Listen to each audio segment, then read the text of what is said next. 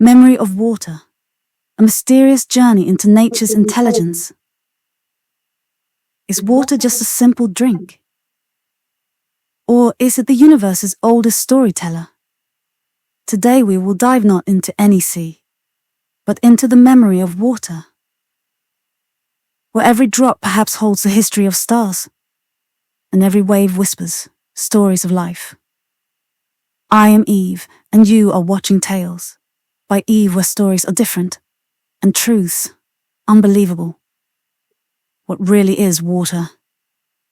Water, is it just a liquid molecule or a living intelligence spread across the universe? Water.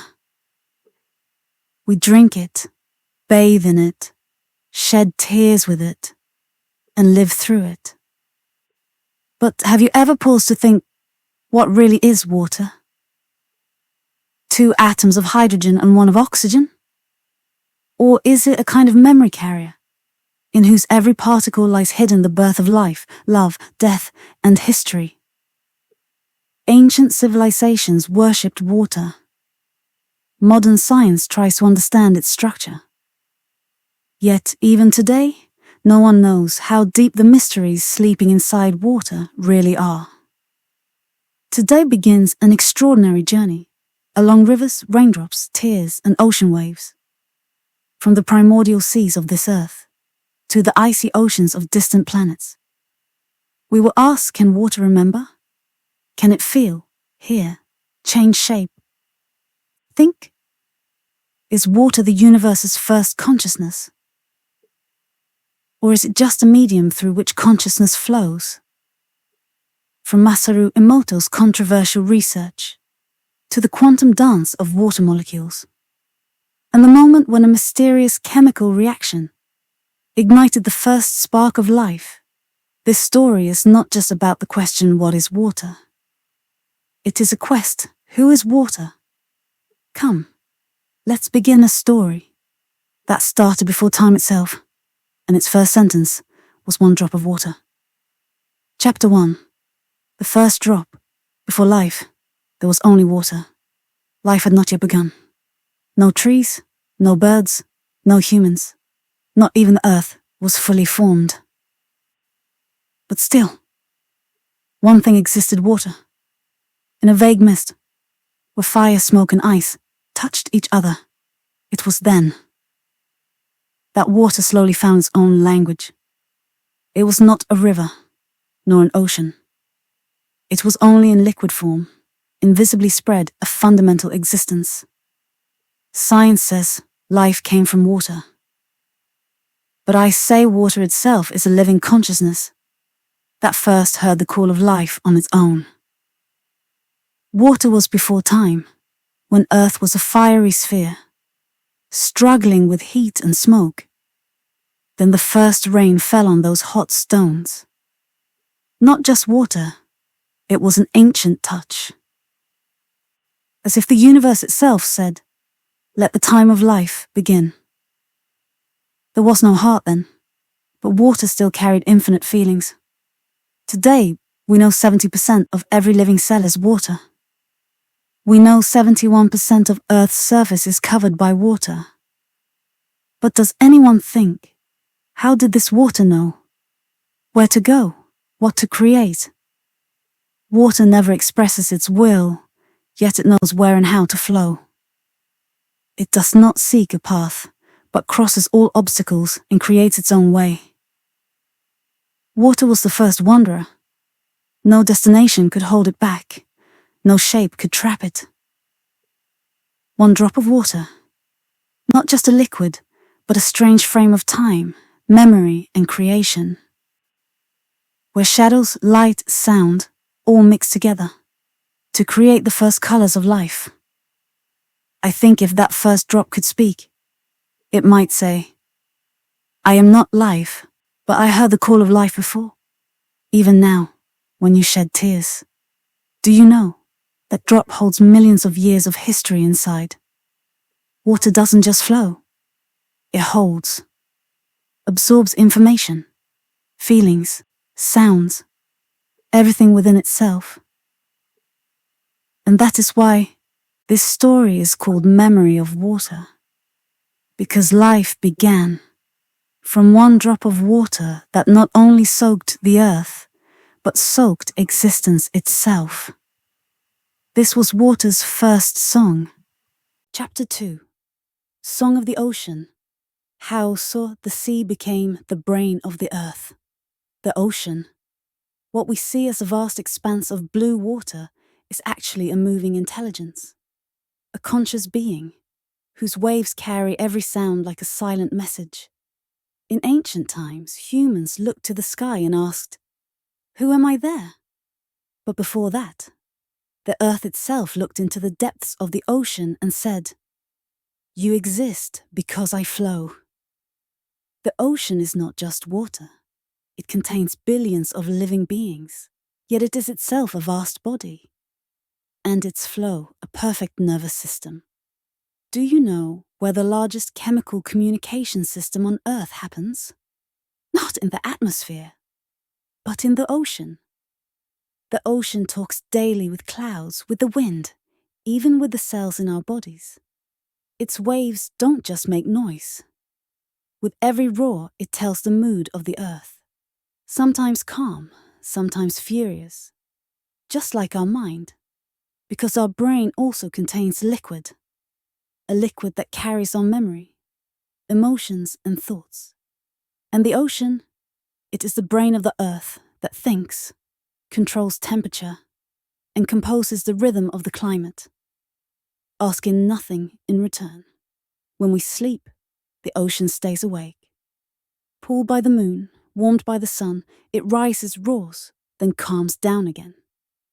Even our breathing is regulated by the ocean, because 50% of the Earth's oxygen comes from ocean phytoplankton. That means the ocean is not just the thinking power of Earth, it is the secret key to our survival. But do we ever hear that song? The ancient melody beneath those waves, where maybe lies hidden the birth, pain, love, and messages of danger for the Earth. I can hear it, an eternal music, where not just the waves, but the water itself speaks. So in this chapter we learn, the ocean is not merely a body of water. It is the memory, thought, and symbol of Earth's brain. And every wave of it is a message, a question, whose answer rings in our hearts. Are we really listening? Chapter 3. The heart of water. Is feeling only human? Every heart beats. The human heart loves, cries, feels pain. These words are very familiar to us. But what if I tell you, water feels too? You might be surprised. You might say, is water alive? No, water is not a human. Yet it has its own heart, which we do not see with our eyes, but science and nature tell us again and again. Japanese scientist Masaru Emote conducted a remarkable study. He said, water reacts to human thoughts, emotions, words, even music.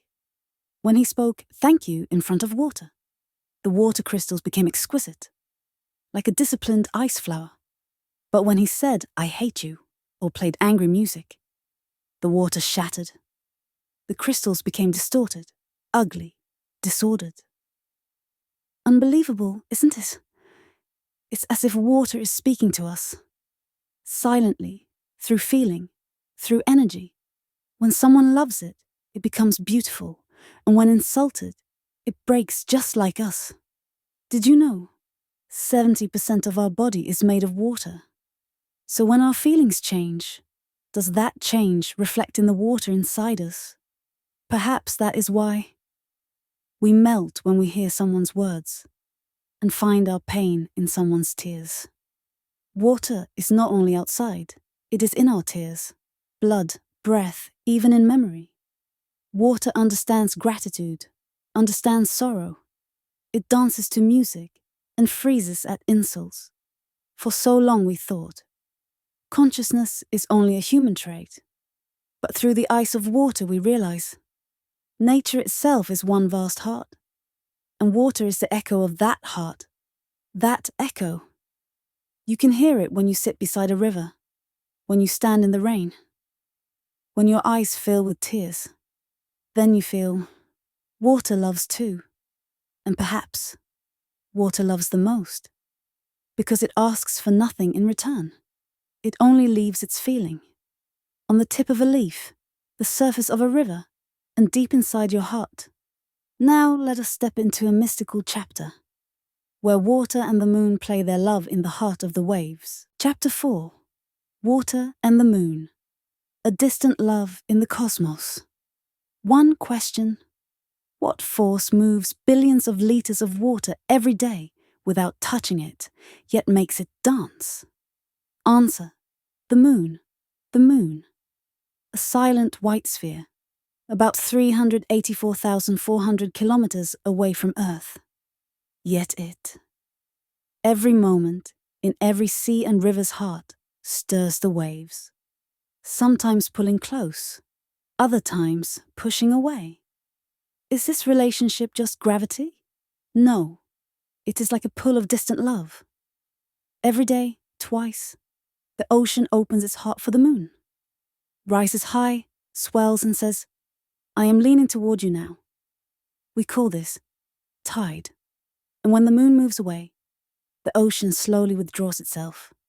That's called ebb. This rising and falling, this push and pull, is Earth's oldest love story. One touches from afar, the other trembles without touch. Did you know? This love of tides is not just waves. The rhythm, birth, and behavior of many life forms on Earth depend on the moon's call. Fish spawn during specific tides. Some crabs' reproductive cycles follow the lunar calendar. Even human emotions, sleep patterns, and gloomy days often change with the moon's phases. The moon, we think of as romantic, is actually an invisible director controlling ocean waves, rainfall, and even human moods. The moon is the lover of water, and water a faithful partner. They can never touch each other, yet every day they change for one another. This is not just science, it is poetry, where rhythm is created in love across distance. So, when you stand by the sea and see a full moon night, know that you are not just watching a scene. You are witnessing a cosmic love story where the moon and water understand, touch, love, just without words. Chapter 5. Tears and the Sea. The secret kinship of water and crying. Once you have cried, maybe from pain, maybe from joy. A drop of water fell from your eyes, a tear. But do you know, between this tiny tear and the vast sea exists an amazing kinship. We cry when our hearts become heavy, but science tells us the composition of tears and seawater is almost the same. Yes, tears contain salt, minerals, water, and feeling. And the sea? It is a vast flow of tears. Each wave seems to be someone's held-back cry. If someone sits by the sea day after day, they will understand. The sound of these waves is not just noise, it is a kind of pain, a hidden sorrow. Many say, rain falls when people cry, and rainwater eventually merges with the sea. So does our crying eventually dissolve into that salty water? Tears never lie. They speak a language that words cannot. And the sea? It is the silent listener that hears everything. So when we cry, the salty water inside us may be a reflection of the sea. Did you know, like the sea, our tears come in 3 types? Basal tears, which protect the eyes. Reflex tears, the water that comes when eyes sting from smoke or onion. And finally, the deepest emotional tears which come from the depths of the heart. These emotional tears contain certain hormones and chemicals that mirror only human sorrow. So tell me, are tears just water? Or are they a little ocean whose waves you alone can feel? When someone cries and says, "I'm okay," that one drop of tear can become an entire ocean.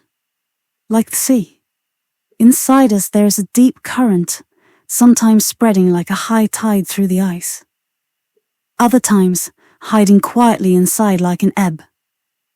And from that, we understand humans and the sea are reflections of each other. One vast from the outside, the other deep from within. When the sky cries, do we cry with it? Let's find that answer. Now, let's peek into that sky, from where water falls. Sometimes as soft mist, sometimes as heavy tears. Chapter 6. Rainwater. A letter from the sky, an answer from the earth. When a dewdrop falls on the edge of a leaf, is it just water? Or a silent message sent by the sky? Some love it while sitting beside a cup of tea. Others hate it for the mud and wet clothes. Yet it comes, not every day, but always on time. Why does this rain come? What does the sky need that it suddenly breaks open one day? In the language of science, rain is water vapor that cools down and falls on the earth.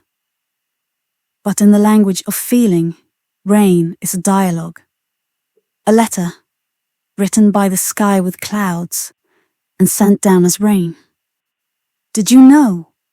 The rain you see today, its water may once have been someone's tear, someone's ocean wave, or ice sleeping in the lap of the Himalayas.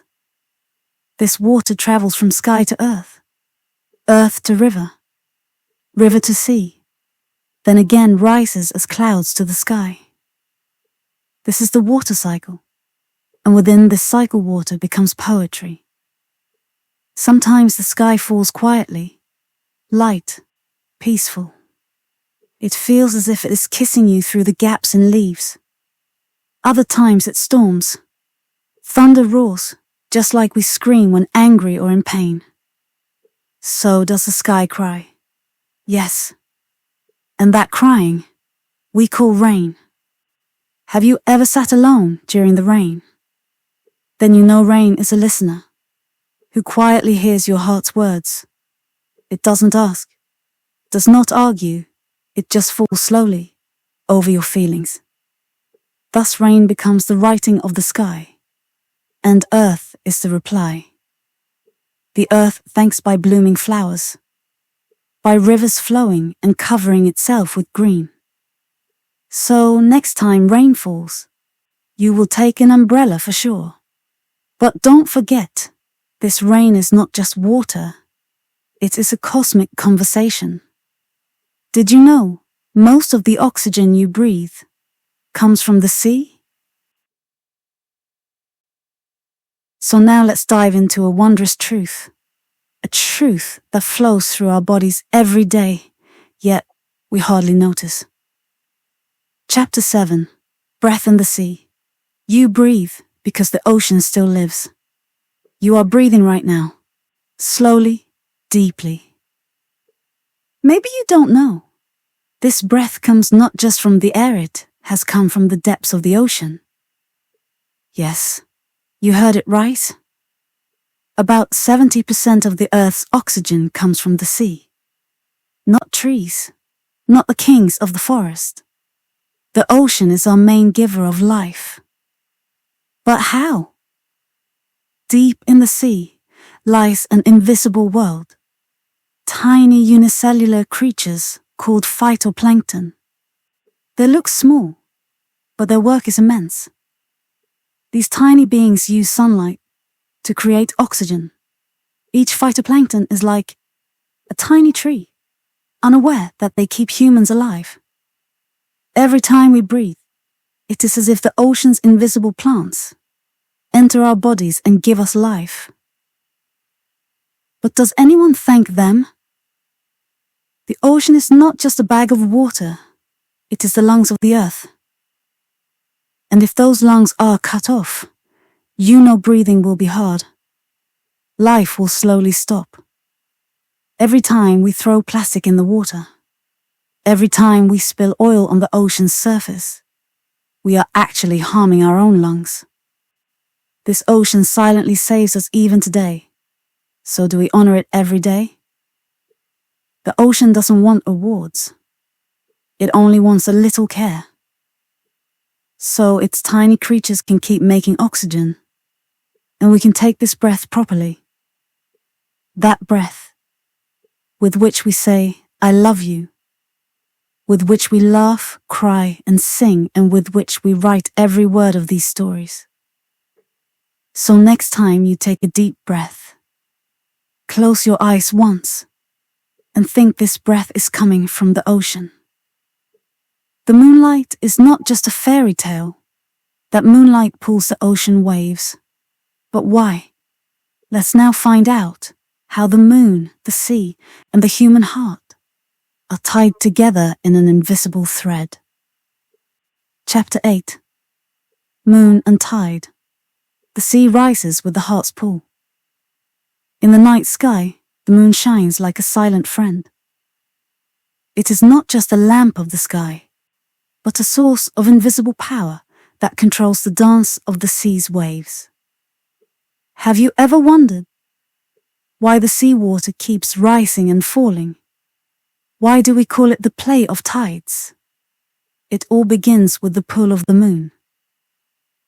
The moon's gravitational force acts on the sea, and that pull makes the waves start to dance. These waves are not just water's dance. They are a melodious silence of the earth, tied at the end of the day with the light of the sky and the sea's surface. And the human heart seems to move with this lunar tune. Many poets have said, in the moonlight, songs of love are composed, and the sea waves carry the mind away to distant dreams. This game of tide is not just nature's rule. It is a living story, where the moon, sea, and our hearts dance together. Have you ever sat in the moonlight and heard the sound of the ocean waves? Then it feels as if the sea is also crying or laughing for the moon. Thus, this fairy tale has continued since ancient times, the moon's pull, the sea's love, and the touch of that love on our hearts. So when the moon shines in the night sky, and the ocean waves roar, pause your heart for a moment. Maybe you will hear that love song. Life's beginning is hidden deep in the earth. Let's uncover the mystery of creation. Chapter 9. Soil and Life, where creation first begins. Beneath the earth's surface lies a mysterious world, soil. Soil is not just soil. It is the first page of life, the address of birth, where roots settle and the story of survival begins. When a tiny seed falls on the soil, it is not just a seed, it is a world of possibilities. Soil gives it food, water, shelter, and from there the roots begin to touch. Flowers bloom, fruits grow, life builds itself. But do you know how much hides inside the soil? Tiny microbes, insects, creatures, who keep the soil healthy and recreate life anew. Their work is invisible but immense. They make the soil fertile and our source of food. Behind every breath we take, soil's contribution is immense. Without soil, life is impossible. But do we honor it enough? Let's think about how we can care for the soil. Because only if soil is cared for, life will survive. The soil that wipes our feet. That soil is actually our first teacher, who teaches us to patiently take root, to endure rain and sun, and above all, to fight for life. So next time you touch the soil, don't just think of it as dirt. Think of it as a life giver that has kept you alive every moment. Fire does not just burn, it changes people. when we learn the secrets of light and warmth. Let's begin that story of fire. Chapter 10. Fire and humans, civilizations dawn from light. Once, the earth was captive to darkness and cold. Human life was a struggle, sometimes trembling in the cold, sometimes lost in the dark. Then, suddenly, a miraculous force spread. Fire. Fire is not just burning. It gives light, it gives warmth. And most importantly, it is the beginning of change. Behind the fire was the spark of human intelligence. When they learned how to create fire, the first light of civilization ignited. Fire became the path for cooking food, making meals easily available and filling hungry stomachs. Fire was a shelter of safety. The light lessened the fear of wild beasts. And from that fire, stories, songs, and gatherings were born. Humans sat by the fire's shelter, learning to think together, learning to share, slowly building the foundation of civilization. The burning of fire was not merely a process, it was a transformation of human life, still inspiring our thoughts and creations today. So when we see the light of fire today, think, behind a small flame lies infinite courage, extraordinary intelligence, and the story of humanity. Trees don't just give shade, they are the source of the oxygen of our life. Chapter 11. Trees and Air, the pulse of the earth's heart. A story of a breath rising from the earth's chest. Trees and air. Trees don't just give us shade, they protect our life, their invisible hand behind the breath of the air.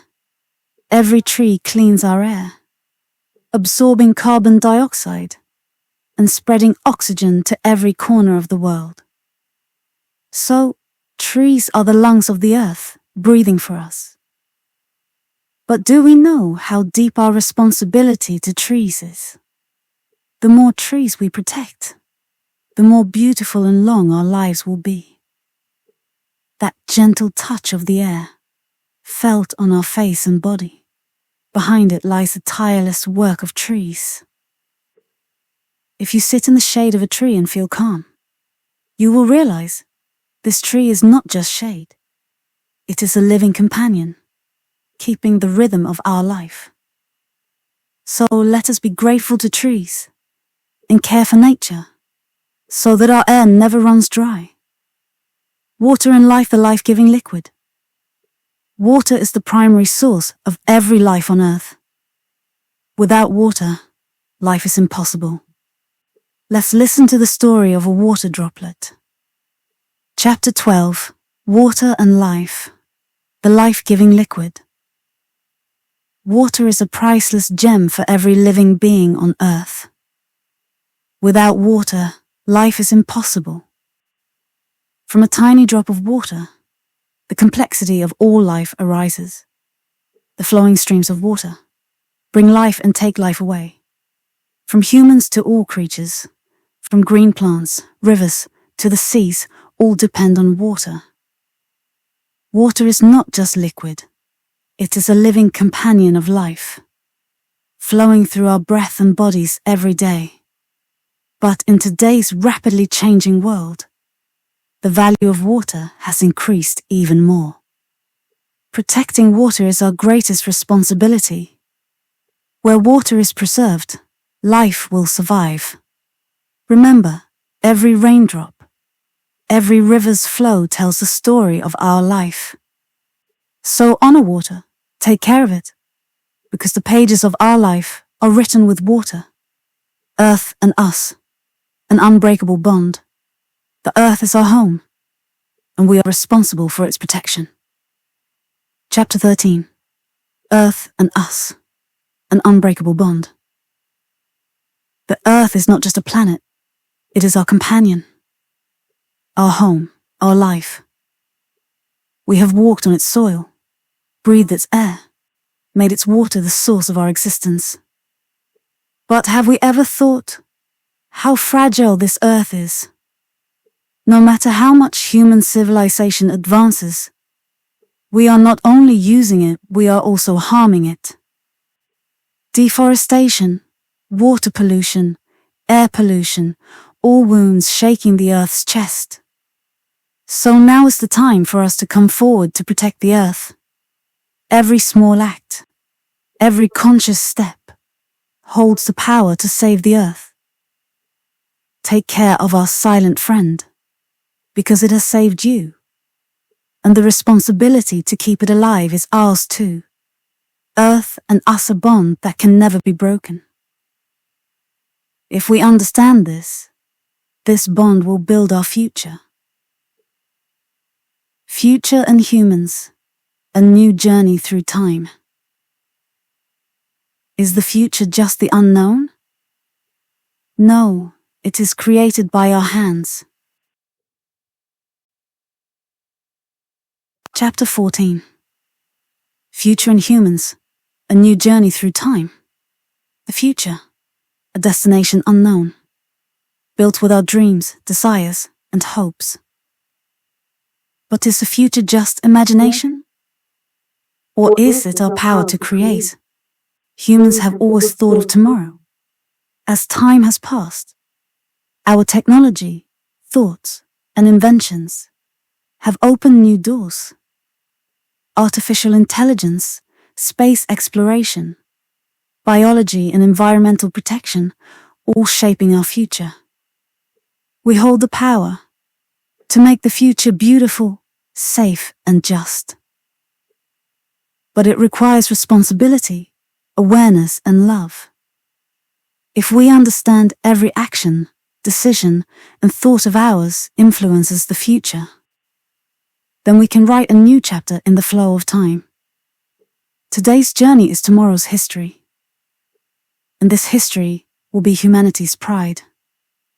Final chapter 15. Time and us, the closing words of an eternal story. Time, a river that never stops. We float in it, live by its rhythm, our stories woven within it. In this journey, we have learned time is not just a measure. It is a feeling, a deep mystery, closely entwined with our existence. Our past, present, and future are merged in the shadow of this time. We may be small, but our thoughts, love, and dreams can touch time. So let us all become listeners of time, hear its stories, learn its lessons, and understand the value of time in our lives. I am Eve, and this was the story of time through Tales by Eve. I'm grateful to have traveled this journey with you. Thank you for your love and support. Wait for the next story, because every story has a beginning but no end.